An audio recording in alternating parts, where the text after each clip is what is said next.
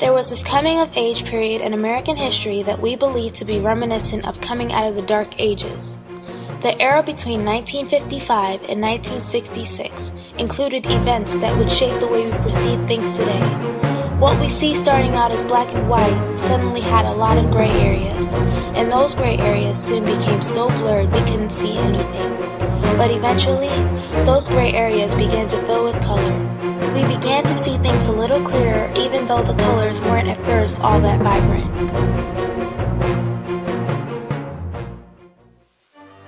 Affecting the United States at the global level was the Cold War era. The end of World War II in 1945 was the beginning of the Cold War between Russia and the United States. Hard to believe since we were buddies, fighting the good fight against a manic dictator named Hitler. The problem was that after the war, Russia and the United States each had their own ideas on how the free world should live. Both parties had gained ground to spread their philosophies and didn't want to give it up. Hell, they both finally had a chance to expand their kingdoms. And so it started, fearing communism, and the Soviet Union fearing the loss of their gain. By 1955, a few things had already happened to escalate tensions between the two superpowers. Who will get their first kind of mentality started to develop. Both had nuclear weapons, communication satellites, industrial might, and a huge influence on the remaining world. The Vietnam War had just started, and the Korean War had just ended. The building of the Berlin Wall, Stalin's death, and the new Soviet ruler, Nikita Khrushchev, had come into being. As things heated up, lines in the sand were being drawn. Since one power couldn't control an entire nation, what eventually happened was a division of that nation in half. For instance, North and South Vietnam, North and South Korea, and East and West Germany, to name a few. Communism was on one side and a democracy on the other. My fellow citizens, this government, as promised, has maintained the closest surveillance of the Soviet military buildup on the island of Cuba. Within the past week, unmistakable evidence has established the fact that a series of offensive missile sites is now in preparation on that imprisoned island. The purpose of these bases can be none other than to provide a nuclear strike capability against the Western Hemisphere. Americans were gearing up for nuclear attacks. We were building bomb shelters, practicing bombing drills in our schools, and accusing innocent people of communists. People's lives were being turned inside out. The coming into color part of all this was the realization where it was all headed. Here we have two world powers coming together, agreeing on one thing, that life is far more important than capital gain. It was a true rarity, a once-in-a-lifetime moment between two superpowers, where a conscience won out over ambitions. But it wasn't just global powers that like to draw lines in the sand. We were doing it right here at home. Around the same time the First Vietnam War and Korean War were coming to an end, the lines of segregation were no longer tolerated. 1954 marked the beginning of the Civil Rights Movement. This movement not only catapulted the unequal treatment of Black Americans into the forefront, but it served as a springboard for other movements like women's liberation and the sexual revolution of the 60s. The Supreme Court decided that segregation was unconstitutional and struck the practice down in 1954.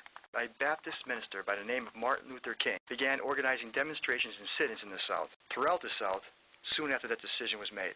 I know you're asking today, how long will it take? Somebody's asking, how long will prejudice blind the visions of men?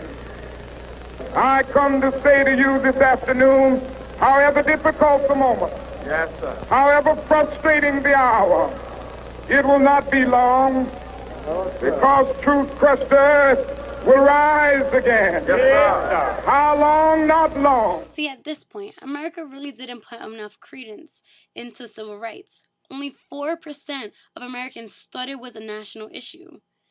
It wasn't until King's March of Washington in 1963 that civil rights became a significant national issue, going from 4% to 52%.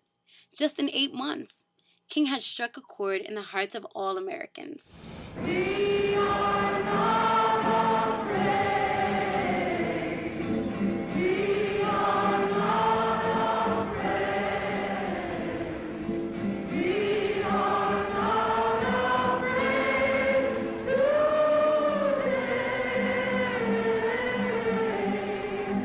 Oh,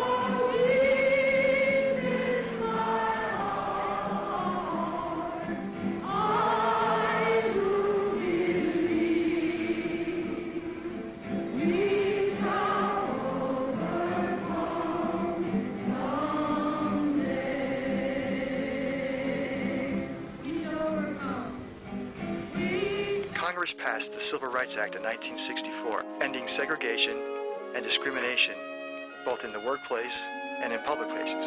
The Voting Rights Act, later the next year, gave black Americans the right to vote in the South. But these laws did little to curb the building frustration in the black society. The Vietnam War that was getting started was stealing all their thunder. Segregation laws had a lot of holes in them. Things weren't as equal as President Johnson had hoped. The unemployment rate among blacks was much higher than for whites. This more or less segregated the black community into urban ghettos, making the way for a more aggressive form of leader, Malcolm X. Malcolm's approach was just the opposite of Martin Luther's, of nonviolence. Malcolm's battle cry was, if someone puts a hand on you, put him in the grave. Between 1965 and 1967, race riots broke out in Los Angeles, Cleveland, San Francisco, Chicago, Newark, and Detroit, just to name a few of the cities. At the same time the black community was struggling, along came women's movements. By the mid-1960s, women began to assert their rights. A woman by the name of Betty Friedan published a magazine called A Feminine Mystique, where she argued that the 1950s middle-class American woman was not equal to men. She wrote, and I quote, "The problem that has no name, which is simply the fact that American women are kept from growing to their full capacities, and taking a far greater toll on the physical and mental health of our country than are any known disease." She later organized the National Organization of Women, also known as NOW, and also had a hand in the constitutional amendment guaranteeing equal rights for women. A lot of times, demonstration marches for women's rights would merge together with blacks' demonstrations. Though civil rights tensions still had a ways to go in the South, there was evidence of a bright future. Women were beginning to show that they were just as good as men, and blacks were starting to show that they had a lot to offer.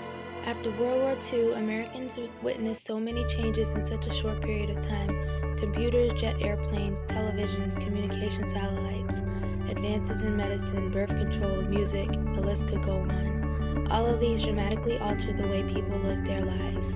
A new society was emerging, so it's only natural that tensions would arise.